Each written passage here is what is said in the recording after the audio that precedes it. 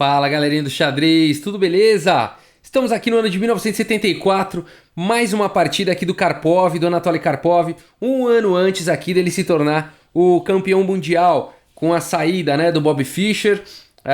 O Anatoly Karpov, que havia ganho o torneio de candidatos, se tornou então, ele seria o desafiante, né, de Bob Fischer, e como o Bob Fischer não quis jogar, não aceitou as condições da FIDE, o Anatoly Karpov se tornou campeão mundial.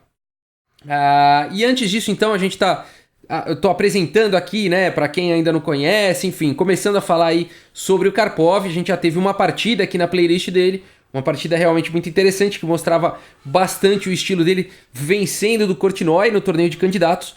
E agora tem uma partida também aqui um ano antes, então, dele se tornar o campeão mundial, dele jogando contra o Wolfgang Unzicker, um jogador alemão fortíssimo, jogou por várias Olimpíadas, ganhou medalhas de ouro em Olimpíadas, tá? Jogando pela Alemanha. Então, realmente um desafiante aí muito forte contra o Karpov. Vamos dar uma olhada nessa partida e depois vou falar no final aí do vídeo um pouco mais sobre o Karpov. O Karpov aqui abre com E4, temos E5, então cavalo em F3, cavalo C6, bispo B5. Temos uma Ruy Lopes aqui no tabuleiro, A6, bispo em A4 e aqui cavalo em F6.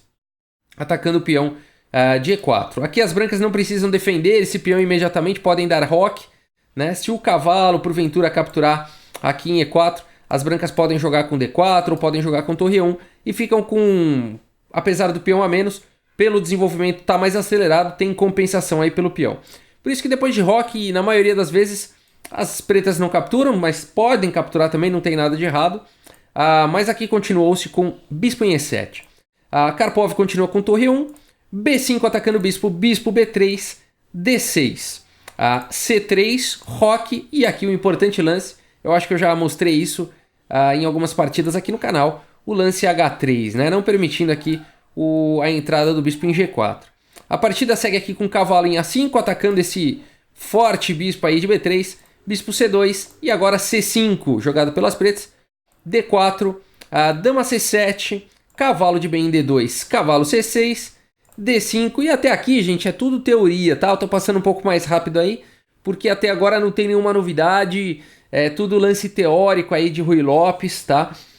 Nessa posição aqui, enfim, os lances mais jogados são cavalo em A5 e cavalo em D8, já vi gente jogar aqui com cavalo aqui em A7 também, tá? Mas na partida seguiu-se com cavalo em D8, e agora o Karpov joga imediatamente aqui com o A4. E com esse lance, ele está ameaçando capturar em B5, né? As pretas não vão poder capturar de volta, senão está caindo a torre aqui em A8. Então já a primeira ameaça aí do Karpov na posição. E claro, se as pretas capturarem aqui, não será muito bom, né? O bispo captura aqui em A4, as brancas ganham muito espaço, né? Esse peão aqui da coluna A vai virar um alvo fácil e as brancas não teriam dificuldade nenhuma em jogar essa posição, né? As pretas não podem esperar por muita coisa depois de uma continuação como essa. Por isso que depois de A4, o Unzicker continua aqui com torre B8, e a partida segue. A toma em B5, A toma em B5, e aqui B4. O Karpov para qualquer possibilidade aí das pretas expandirem na ala da dama com o lance B4.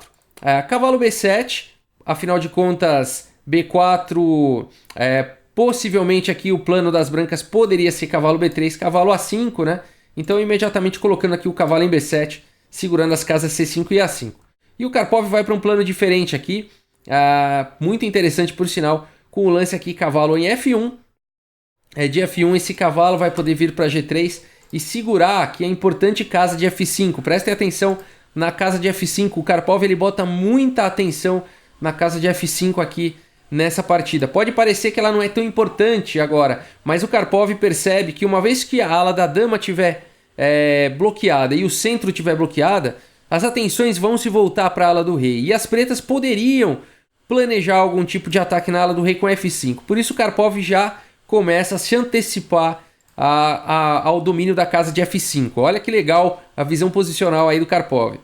Bispo D7 foi jogado, bispo aqui em E3, torre em A8 desafiando aí a coluna, dama D2 simplesmente conectando aí as torres, torre de F em C8, bispo D3, e com isso o Karpov libera aqui a dama para poder jogar um lance como torre A2 e dobrar as torres na coluna A, né? Então, bispo D3.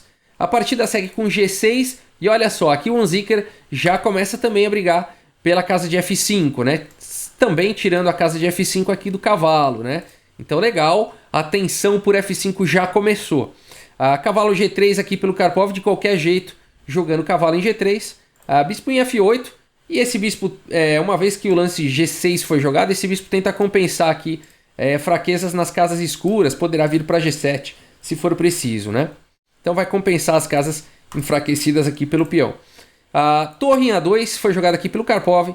E agora C4. E esse lance é muito interessante pelo Unzicker, porque ele praticamente força esse bispo a desistir da casa de F5, né? Por quê? Você não vai jogar esse bispo aqui em C2, né? Você não pode jogar o bispo C2, senão tá perdendo aqui a torre, né? Você não vai jogar aqui o bispo em B1, senão você tá bloqueando aqui a sua torre, né? Você tá descoordenando as suas peças. Então você vai ter que jogar esse bispo aqui ou em E2 ou em F1. E com isso as pretas poderão mais tarde planejar para jogar um F5, né? Mas o Karpov, ele quer tanto brigar pela casa de F5 que ele faz o lance bispo B1, gente. Olha que legal, né? Esse já é o primeiro lance surpreendente aí do Karpov, bloqueando aqui a própria torre, né? Que queria jogar lá em A1. Vamos ver por que ele faz isso. Dama D8 foi jogada aqui pelo Unzicker. E agora esse lance aqui é um dos lances históricos aqui, marca registrada do Karpov. Uma vez vista essa partida, nunca mais se esquece. Aqui, esse lance do Karpov, que é um lance brilhante, né? O Karpov, os lances brilhantes do Karpov não são, na maioria das vezes, combinações brilhantes ou táticas brilhantes, mas são lances posicionais brilhantes. Vamos dar uma olhada. O lance jogado aqui pelo Karpov foi o lance bispo A7. E, como se fala em inglês, this is hell a good move, né? Esse lance é bom pra caramba, né? Porque o Karpov, ele quer o domínio da coluna A, né? Só que esse bispo aqui está atrapalhando. Como que ele resolve isso? Ele primeiro fecha aqui a coluna A e agora ele vai ter tempo suficiente para tirar o bispo, passar a torre e aí o bispo vai continuar brigando aqui pela casa de F5. Então foi dessa forma que o Karpov conseguiu não abrir mão da casa de F5, jogando com o bispo B1, bispo em A7, e agora ele tira o bispo para C2 e passa outra torre. Esse é o Karpov. Bispo em A7 foi jogado. Além do que, esse lance restringe bastante aqui a movimentação das negras. A partida segue com cavalo em E8. E agora bispo C2. Continuando com o seu plano aí de passar a torre. Vale dizer, olha a importância de manter aqui o bispo nessa diagonal, né? O bispo, o peão e o cavalo. Opa, o cavalo aqui de G3 são 3 peças. E as pretas não podem jogar, elas gostariam muito de jogar o lance F5 e não podem. O Karpov não dá chance para o seu adversário. Cavalo C7 foi jogado, torre aqui de em A1, dama em E7, as pretas não conseguem achar um bom plano, né? Afinal de contas, a ala da dama está travada, o centro está travado, e aqui elas gostariam muito de jogar na ala do rei e não podem. E agora, bispo B1 foi jogado aqui pelo Karpov. Uma vez que ele já dobrou as torres, ele simplesmente joga com calma aí o lance bispo B1.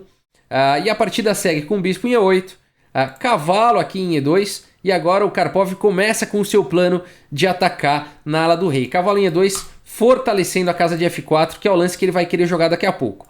Cavalo D8, as pretas continuam sem poder achar um plano bom. Cavalo em H2, tirando o cavalo da frente do peão de F, e agora está tudo pronto para começar o ataque na ala do rei. Bispo G7, F4, aqui o Unzicker joga com F6, não conseguiria muita coisa aqui tomando em F4, simplesmente o cavalo tomaria aqui em F4 e ficaria uma posição muito boa aqui para as brancas, né? Poderiam começar realmente aí um ataque na ala do rei. As pretas não teriam o lance bispo H6 aqui, que seria bastante natural de se imaginar um lance desse para aliviar um pouco a pressão, mas aqui simplesmente cavalo toma em G6 seria vencedor para as brancas, atacando a dama e atacando também o bispo, né? Não dá para tomar de peão, senão cai o bispo aqui e as brancas estão melhores. E se capturasse, por exemplo, a dama, cavalo toma aqui em E7, capturando bastante material, né? Então, por isso que depois de F4, o Unzicker não capturou e continuou com F6. E a partida seguiu com F5, G5, e agora, gente, parece, o Unzicker provavelmente está pensando o seguinte: a ala da dama está fechada, o centro está fechada e a ala do rei aqui também está fechada. Mas na verdade, se a gente olhar bem, né, tá quase fechada. Existe uma casa aqui, a casa de H5, que é uma casa que pode ser um ponto de entrada aí um portal, né, que o Karpov pode utilizar aí para entrar na posição. Para isso ele vai ter que jogar bispo C2, bispo D1, cavalo G3 e jogar com bispo em H5 e quem sabe conseguir começar a se infiltrar aí na posição. Afinal de contas, esse é o plano do Karpov, ele neutralizou a ala da dama e o centro para poder atacar na ala do rei. Vamos ver isso acontecendo aqui.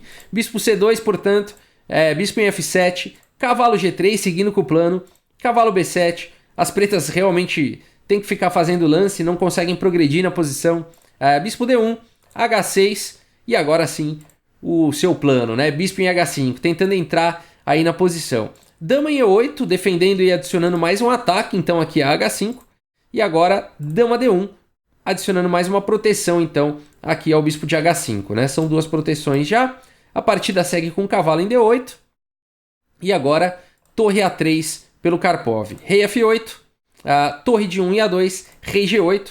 O Karpov colocou suas peças aqui na coluna A. Tem a possibilidade de jogar um canhão de Alekhine. Eu, quando vi essa partida, até achei que fosse partir para isso. Mas na verdade não. Aqui o Karpov pensa o seguinte: eu preciso melhorar a posição desse cavalo, aqui ele não está fazendo muita coisa.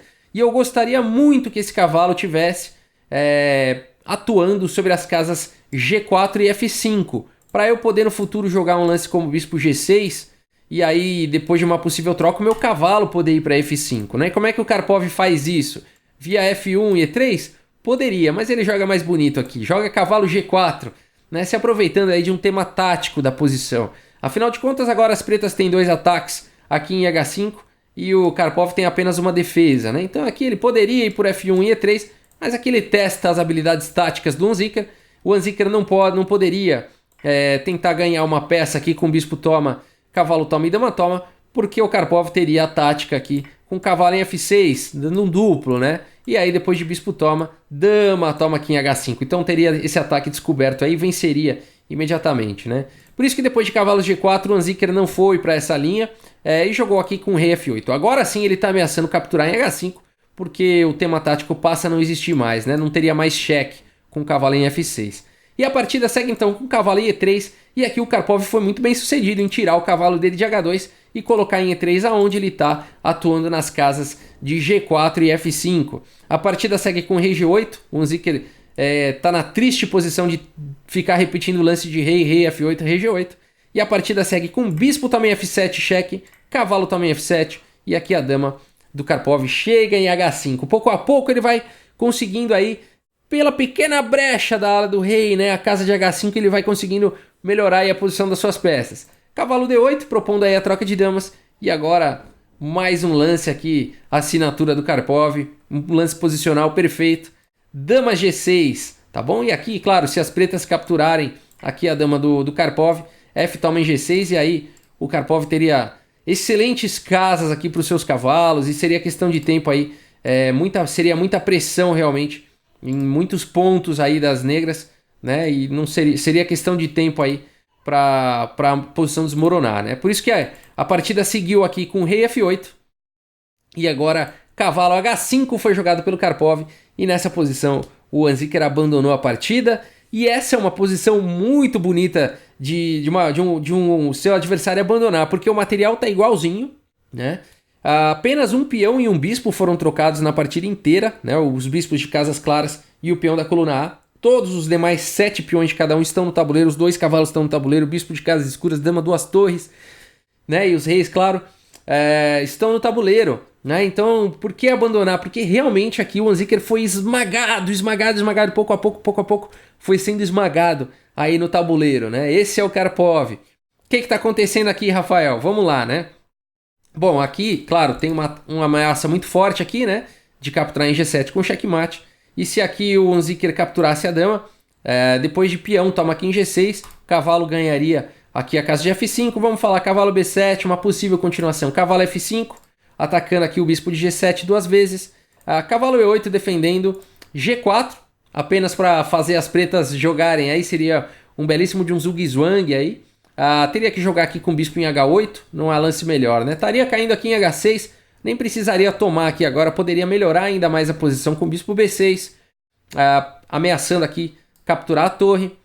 Torre de A em B8, torre A7, por exemplo, bispo G7, e aí o bonito lance rei H2 poderia ter sido jogado, né? Não foi assim a continuação, a partida já foi abandonada depois de cavalo em H5, mas essa posição seria um zugzwang também muito legal, uma posição onde qualquer lance das negras aqui perde. Olha que bacana, né? A torre não pode jogar, essa torre aqui da coluna B, né? Se ela vier para a coluna A, vai ser capturada.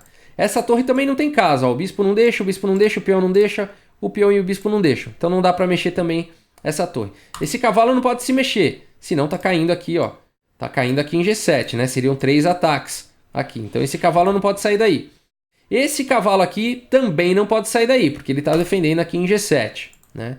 O bispo não pode sair daí, porque ele está defendendo em H6. E o rei não pode sair de onde ele está, a única casa possível seria G8, porque cavalo em E7 daria um duplo aqui, capturaria a torre. Ou seja, as pretas não podem fazer nenhum lance, não poderiam fazer nenhum lance. Incrível, né? Incrível, esse é o Karpov, por isso que depois de cavalo aqui em H5, o Unzicker abandonou aí a partida, né? Mas destaque aí para essa estratégia do Karpov do bispo em A7, né? Esse lance foi maravilhoso aí, neutralizando qualquer possibilidade de ataque na ala da dama, bloqueou completamente o centro, criou uma brechinha ali, defendeu bastante a casa de F5, criou uma brechinha em H5, entrou por lá, infiltrou, trouxe suas peças e acabou.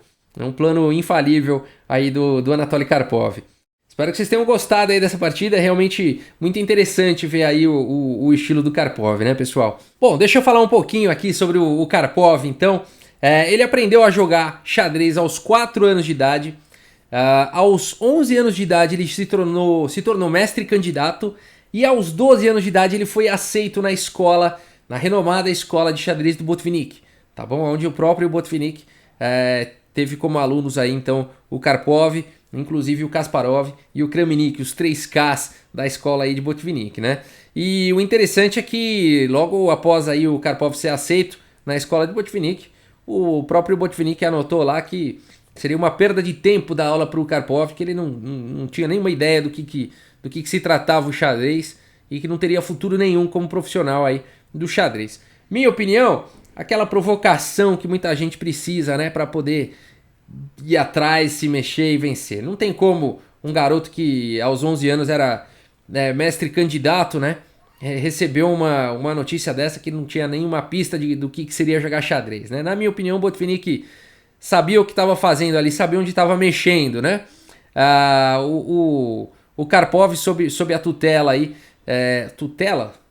tutoria talvez, sob a tutoria do Botvinnik, passou a crescer de forma exponencial no jogo de xadrez, né? Aos 15 anos, se eu não me engano, ele se tornou mestre nacional, igualando aí a marca do Spassky, tá? Se tornando mestre nacional soviético aos 15 anos de idade, e dali para frente resultados ali incríveis, primeiro lugar em todos os torneios que jogava, enfim, ele foi realmente uma ascensão meteórica aí o Anatoly Karpov, né? Um fenômeno realmente do xadrez, e irá protagonizar, né? No futuro nós vamos ainda chegar lá na nossa playlist, um dos maiores duelos aí da história, se não o maior duelo da história do xadrez, Karpov contra Kasparov, né? Incrível realmente, nós vamos chegar lá. E a gente segue aí com a nossa playlist com mais partidas do Anatoly Karpov, na nossa playlist da saga dos campeões do mundo de Labor Duné a Magnus Carlsen. Pessoal, muito obrigado pela audiência, um grande abraço para todos vocês e até a próxima, pessoal. Valeu!